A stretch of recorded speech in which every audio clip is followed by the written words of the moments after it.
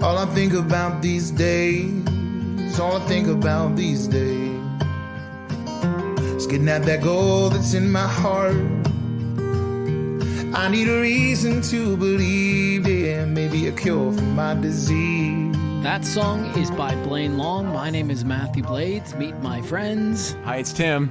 And Beth from the Mulhausen Group Real Estate. We are so proud to sponsor another episode of Learn from People Who Lived It. You can catch us at tmgphoenix.com. That's a good group of people right there. Hi, it's Matthew Blades, host of Learn from People Who Lived It. And a reminder before we get into today's show that each of these episodes is presented uninterrupted with the support of the Mulhausen Group, with the support of ASI or Advanced Systems Integrations. They design and install cutting-edge audio and visual equipment. So if you're on the IT staff or you're the IT director, please reach out to ASI. This audio visual integrator has offices in Minnesota and in Scottsdale and 2 decades of experience. And the cool thing about them, they pay real close attention to that last 5%, which is the one that drives you and I crazy. We've got a link to ASI in our show description, or you can go there yourself by visiting asi-av.com. Welcome to another episode of Learn from People. My name is Gabe Trujillo, and I am 38 years old. Gabe, what story are you here to share? I guess I'm here to tell my story about living life as a quadriplegic and the 3 main things that I've encountered in my 2+ decades as a person in a wheelchair. Those themes are adversity, patience, and perseverance. Who do you hope hears this? Well, realistically, I hope it's just people who are looking for some inspiration, who kind of need that kind of guidance or to learn from somebody who's gone through something similar to them, and hopefully takes whatever inkling of inspiration or advice from my story and applies it to them. We've all gone through trials and tribulations, and it's definitely not the same person to person. But I think we all can relate to each other and take things from each other to make our lives better. Well, welcome to our next episode of Learn from People Who Lived It. And today we are going to do that. We are going to learn from an extraordinary man.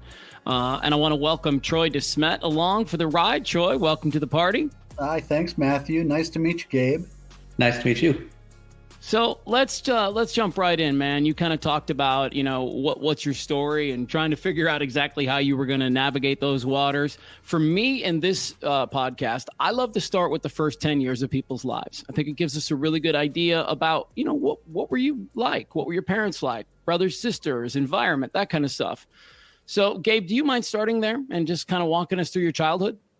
Yeah, absolutely. I mean, my life was just like any other normal kid. I grew up in Phoenix, Arizona. I've been born and raised here. I've spent my entire life here in the Valley. But my life was just like any other. I grew up with my mom and dad and my younger brother. We became almost inseparable from the minute my younger brother was born. We did everything together. We were 2 peas in a pod. We were best friends. And so I didn't really have anything out of the ordinary.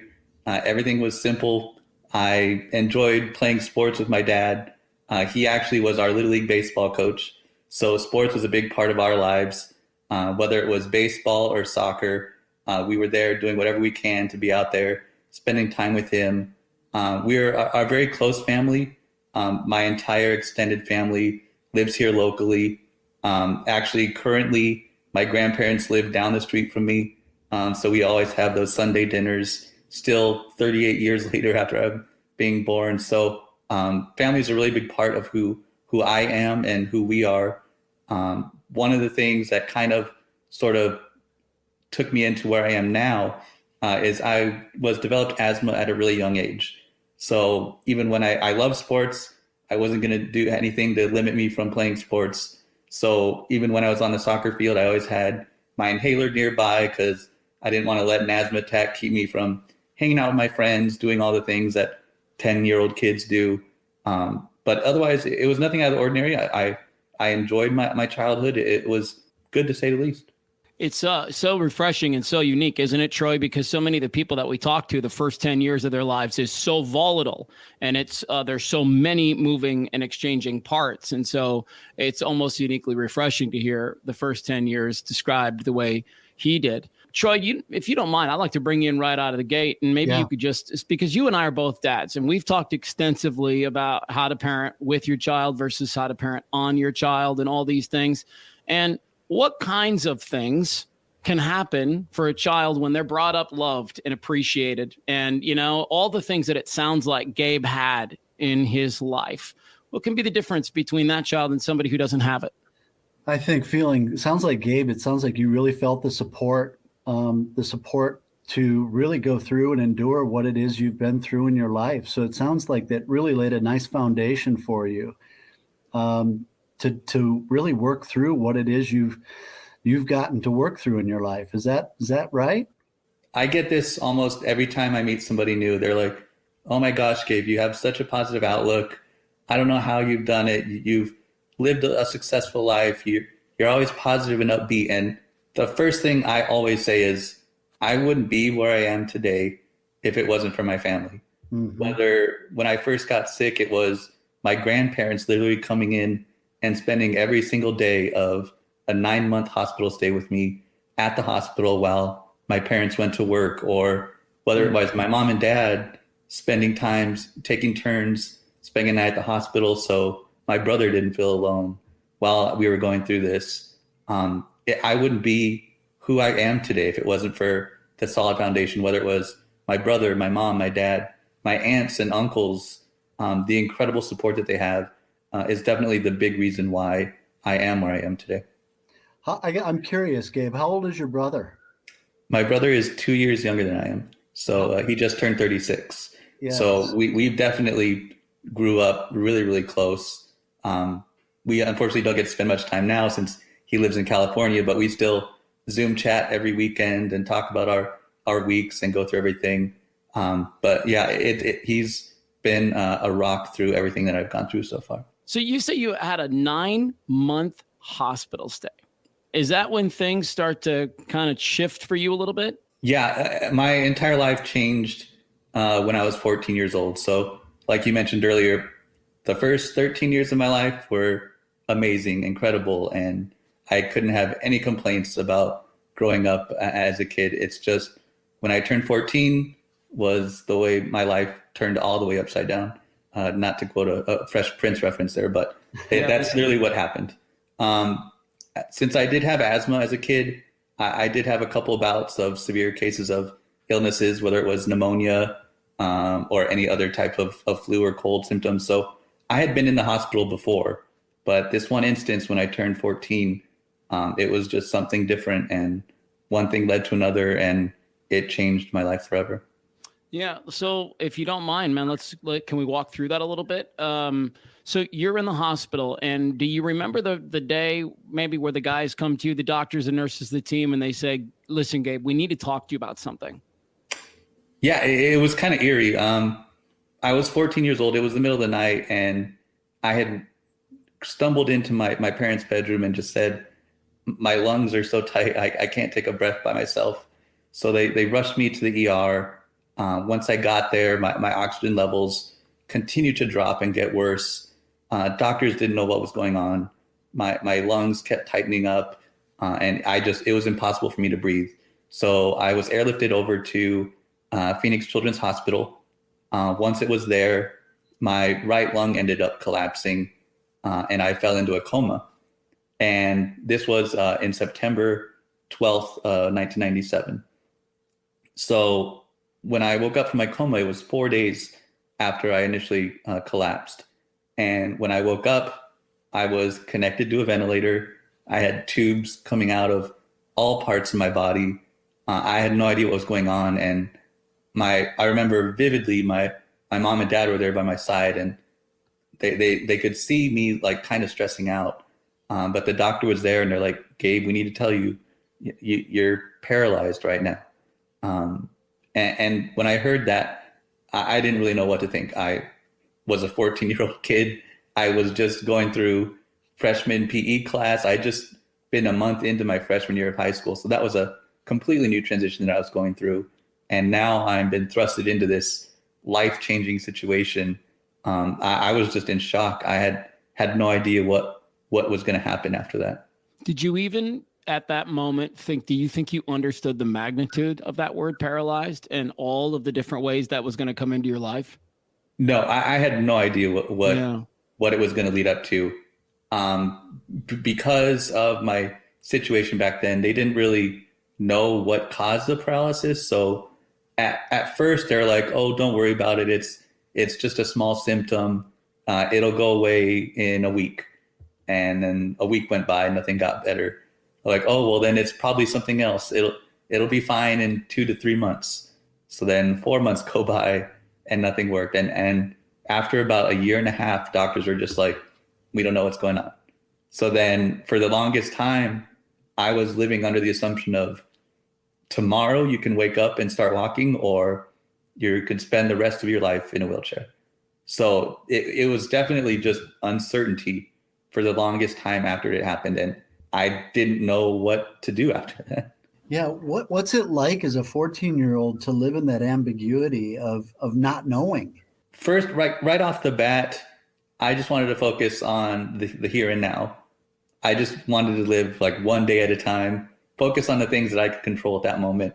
Because, sitting in a hospital room for 9 months, you're definitely left with a lot of time to just think about anything and everything. So your mind definitely wanders just sitting there and contemplating things. So I kind of just developed the mindset of, okay, let me just focus on this one thing here today, whether that was focusing on physical therapy, trying to build strength so I can lift my head up off of the pillow. Or at that point, I was an avid kid in high school. I enjoyed school. I was really good at it. I got straight A's from the minute I went into class. So I got the jokes all the time of, like, when I first woke up out of my coma, the first things I said was, oh my gosh, what am I going to do with all my schoolwork? I can't miss a week worth of school. I enjoyed it. So my parents were always like, hey, you're dealing with a life and death situation, and the first thing you're worried about is whether or not you can get your homework done. So I use schoolwork as a big thing to help me just kind of focus on some kind of goals to help me get through the day. But like I said, I literally just do what you can today and then worry about tomorrow later. I have 2 teenage boys at home. Sometimes they're moody. How were you? Because you had a real reason to be moody. Yeah, you had real reason to be kind of pissed off at the world a little bit. How were you in some of those moments? I really didn't have any severe bouts of depression. I can't remember any like being down on myself. I would like to chalk it up to have it to be a positive attitude, but I literally just didn't think about it. Like, I just kind of focused on what goals I could accomplish with the abilities that I had and used that as a way to get stronger, to move from one day to the next and get through things. Granted, I would like to think I do have a positive attitude, and by no means was every day perfect. I always go back to a couple of days when I was sitting there in the hospital. I was just mad at the world for a day or two, and I just didn't want to do anything. And I kind of learned from that to realize that being positive doesn't always necessarily mean you have to be positive all the time. I think worrying about things and having a droll attitude, it doesn't bring you any sense of accomplishment. So I think from that moment, when I first started to regain my strength in the hospital, I wanted to do whatever I could to be successful and to be positive, because I just didn't think there was any other way to live like that. What can we learn from this, Troy? Seems like a million things, but we can learn so much right here. Yeah, it just dawns on me, Gabe and Matthew, it does dawn on me about your mindset, how you were immediately focused on goals, focused on the future, focused on working towards something that you wanted for yourself, whether it was lifting your head up off the pillow or accomplishments, looking towards the future and not dwelling in the past, which is where a lot of times we can get hung up in depression. Yeah. which it sounds to me like you really didn't experience a great amount of depression, which is really interesting, quite honestly, because I look at it and I wonder how I personally would have reacted and how I might have gotten down on myself. And it sounds like with you and the support that you had in your life, you were really focused on the future and focused on little steps moving forward. Yeah. I think that that's a big reason. Having the family support system, I think, like we were talking about before, is a big reason why the depression never really set in for me. There was never a time where I had to just sit and dwell in everything. It was always like my grandparents bringing in home cooked meals, or my brother coming in on the weekends to watch Dragon Ball Z with me. There was always something around that kind of broke me off of the poor me, the why am I disabled? What am I going to do? I think that was probably the big reason why I developed that mindset early on within everything that happened. Because like you said, it would have been very easy for me to be like, I'm 14 years old. I'm away from all my friends. I just missed out on my entire freshman year of high school. Like, what am I going to do? Like, I'm sitting here motionless and I have nothing to do. Like, finding success was not going to be a possibility for me. And anybody wouldn't have blamed me if I would have just sat there and looked down on the world. But I put it on myself early on that I wasn't going to live like that. I know there's things in this world that I can't control, and me being a quad was one of them. And the thing that I could control was how I looked at the world. Now, it's not going to give me success all the time. And there's going to be days when I'm tired of sitting in this chair. And trust me, there are moments when I wake up in the middle of the night and stare at my hands and wonder why I can't lift it up and why I can't scratch my nose when the itch is there. And it's frustrating, and frustration is a big part of it. But like I said before, I talked about patience. When you rely on everybody to do everything, you develop that patience early on. And I think that was a really big part of my mindset, to just take it easy, take a deep breath. Everything will happen for a reason, and just keep trudging forward. And you'll find the success or the happiness that you're looking for.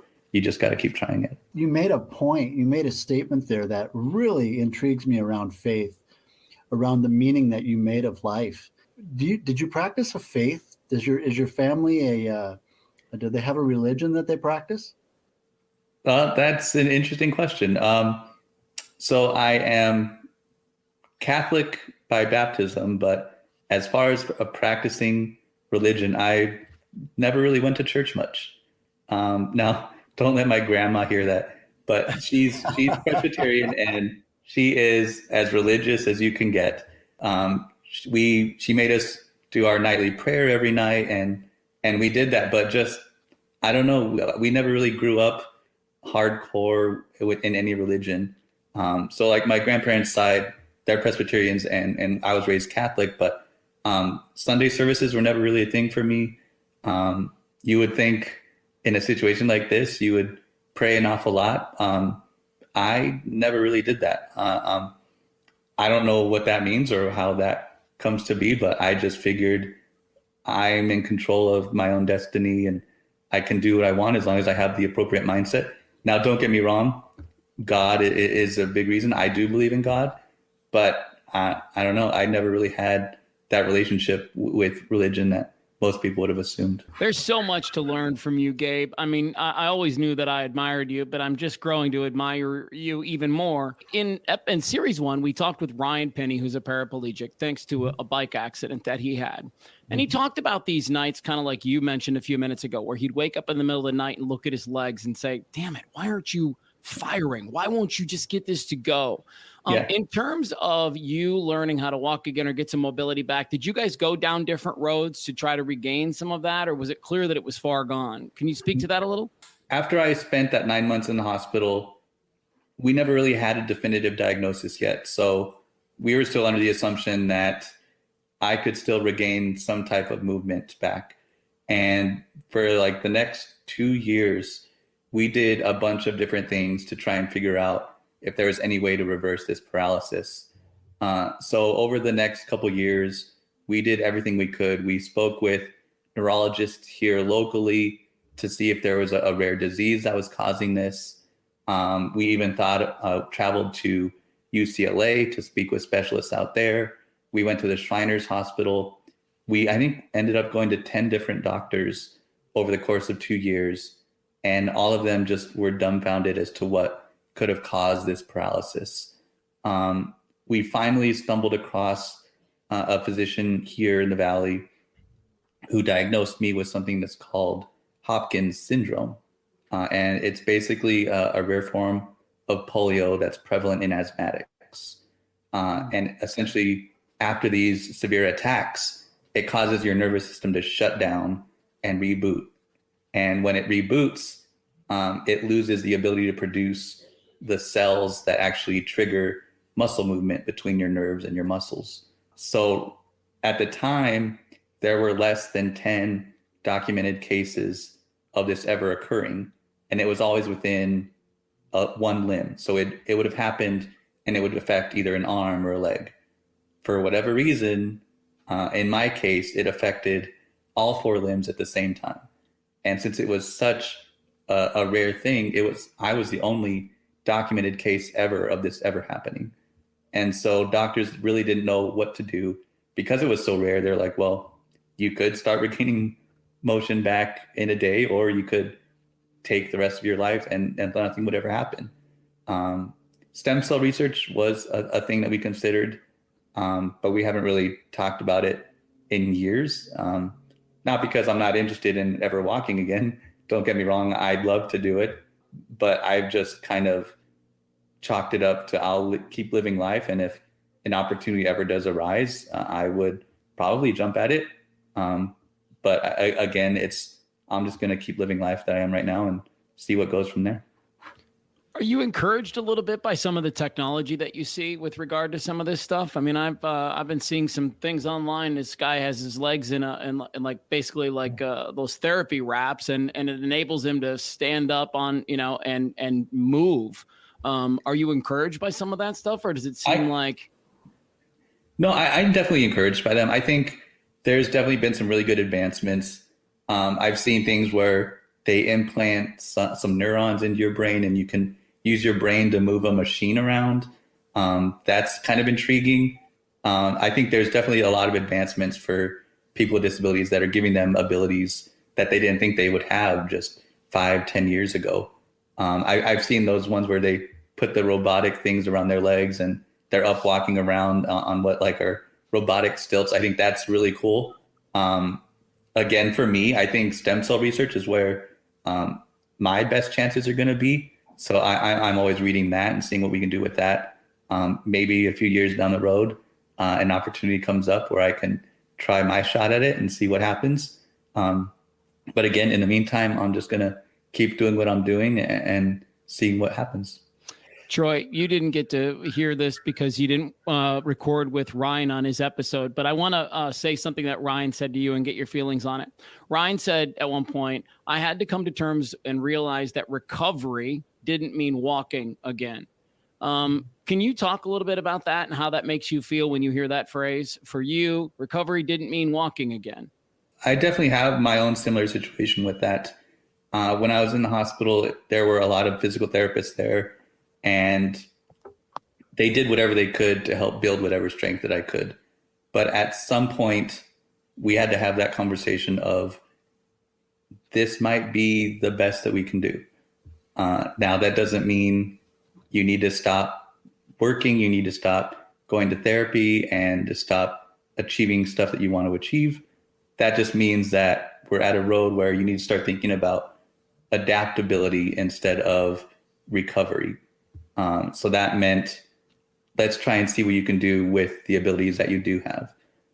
It took me a while to realize that I needed to kind of switch my mindset a little bit to go from focusing on recovering to focusing on how to live my new lifestyle. Now, being 14 years old, you're already going through changes in your life, whether that's emotionally or physically. But to add trying to figure out how you're going to drive a wheelchair around, it was definitely an eye-opening experience. But for me, I think it was kind of a blessing for it to happen when it did, because I was still adjusting. I was still growing and building and trying to figure out who I was in life and how my future goals were going to be. So I just went along with it. I started to develop being a person with a disability right away and figured out where I fit in my new lifestyle, as it were, and then went from there. Gabe, how do you experience freedom in your life? Freedom for me is definitely my wheelchair. A lot of people, when they see somebody in a wheelchair, they think, oh, you're confined to a wheelchair or you can't do anything with it. Literally, it's a device for freedom for people with disabilities. Without this chair, I'd be stuck in bed or stuck in a chair at home doing nothing. So being in this chair that I can control by myself and go wherever I want to go is a really big thing for me. I don't have many things that I can do on my own, but having that chance to just go around and do stuff that I want to do, and this gives me that ability to go around and still do things that I enjoy doing. That's the big thing that I use, especially as a tool for freedom. I want to ask also, thank you for that. You know, that's enlightening to me. How about love? How do you experience love? Well, I will tell you when I experience it. I'm 38 years old. I like to still think that I haven't officially been on my first date yet. Granted, it wasn't for a lack of trying. There is definitely people in high school that I had asked to go out. But being 15 years old, asking a girl out and then having to have your aunt or uncle come with you because you still had a trach and you needed to have somebody with you kind of ruined the mood as it would have. But I still go out and hang out with girls. I haven't had a serious relationship, but I think about it all the time. Yeah. One day maybe it'll happen. But yeah, I think about that all the time. Like what would happen if I do come across that. And it's something that's not really far from my mind very often. Yeah. Well, I can tell anybody that's listening to this and any woman who's listening to this broadcast that Gabe is a very handsome man with an incredible energy that just has a great capacity to light a room up. Now, if you can only tell that to people on my Tinder profile. Yeah.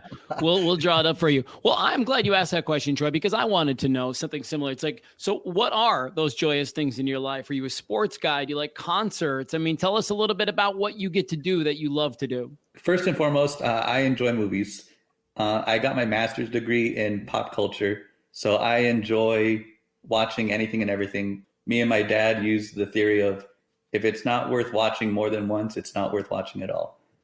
So I enjoy watching, like every Christmas, I got to watch Love Actually for the 30th time in a row, every single year. So movies are a big thing.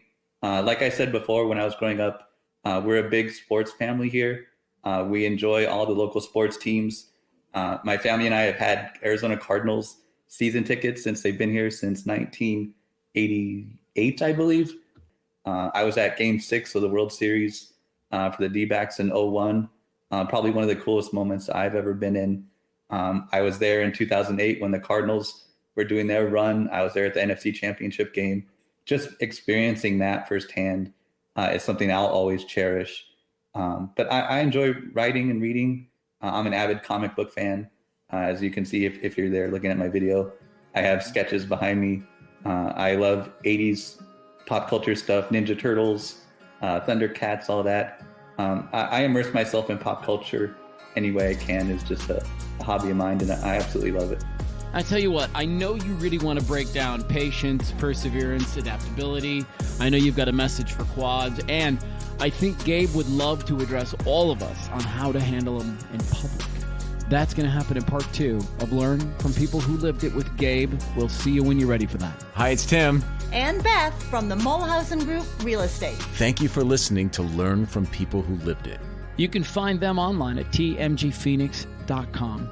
Thank you so much for spending a little time with us. We're about to listen to the lead track off the new album from Blaine Long called Bacon. A quick reminder that asi-av.com, that's that audio-visual company I was telling you about. This woman-owned company has more than 2 decades of experience, and if you're on the IT staff and you've got your next build-out, please reach out to these folks. They work with schools, they work with corporations, they work with just about everybody, and they pay really close attention to that last 5%. Visit them online at asi-av.com. Okay, Blaine Long and Bacon off the new album, Royal. She bit my heart, she didn't break it. Well, she took a big bite, said it tastes like bacon. Lips like Presley, moves like Elvis. You forget about your heart when she shakes her pelvis. Hey. Oh, we got nights to dream and wings to fly. Still young, but not tonight. I wouldn't have it any other way. We got gravy boats and mortgage payments. It's been so long since I've seen the rain. It's where I'll be when I die. Where I'll be when I die. We got nights to dream and wings to fly. We're still young, but not tonight. I wouldn't have it any other way. We have 3 goals with Learn from People Who Lived It. 1. To help you feel less alone. 2. Encourage you to seek out a coach, a therapist, a church, anyone who can help you get through your journey and find some healing. 3. When you're ready, share your story with us.